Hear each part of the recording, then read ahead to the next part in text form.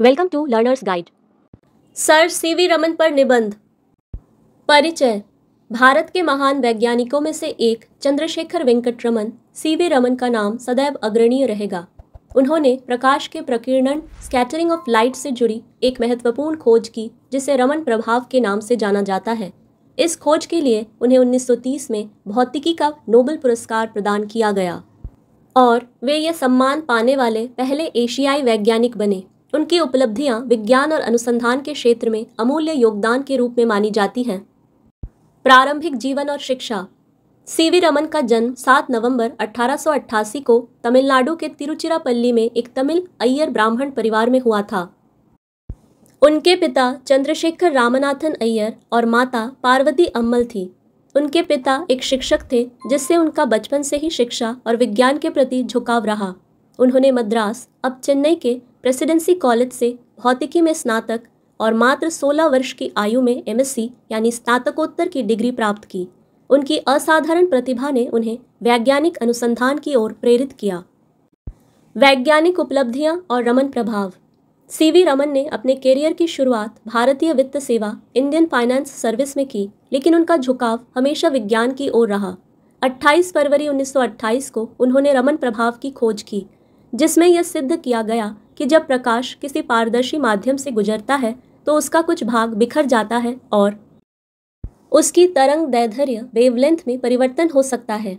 यह खोज भौतिकी और रसायन विज्ञान के लिए अत्यंत महत्वपूर्ण साबित हुई। उनकी इस महान खोज के लिए 1930 में उन्हें नोबेल पुरस्कार मिला और वे यह सम्मान पाने वाले पहले एशियाई वैज्ञानिक बने। रमन प्रभाव का उपयोग आज कई वैज्ञानिक क्षेत्रों जैसे कि रसायन विज्ञान, भौतिकी, जीव विज्ञान और चिकित्सा में किया जाता है। भारत में विज्ञान के विकास में योगदान।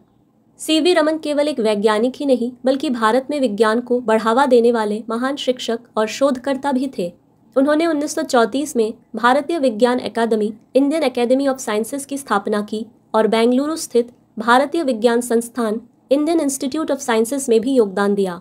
बाद में उन्होंने रमन अनुसंधान संस्थान रमन रिसर्च इंस्टीट्यूट की भी स्थापना की, जहां वे विज्ञान और अनुसंधान को आगे बढ़ाते रहे। राष्ट्रीय विज्ञान दिवस और उनकी विरासत।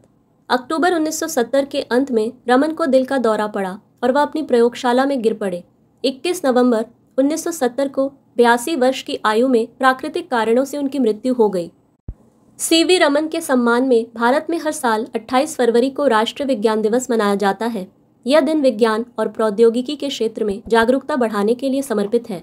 उनकी खोजों और उनके विज्ञान के प्रति समर्थन से हमें यह प्रेरणा मिलती है कि वैज्ञानिक सोच, कड़ी मेहनत और निरंतर जिज्ञासा से हम असंभव को भी संभव बना सकते हैं। निष्कर्ष। सीवी रमन न केवल भारत बल्कि पूरे विश्व के लिए प्रेरणा का स्रोत हैं। उनके कार्यों ने विज्ञान को नई दिशा दी और भारत को विश्व पटल पर गौरवान्वित किया। उन्होंने यह सिद्ध कर दिया कि अगर हमारे अंदर कुछ नया खोजने की जिज्ञासा और लगन हो तो हम असाधारण उपलब्धियां प्राप्त कर सकते हैं।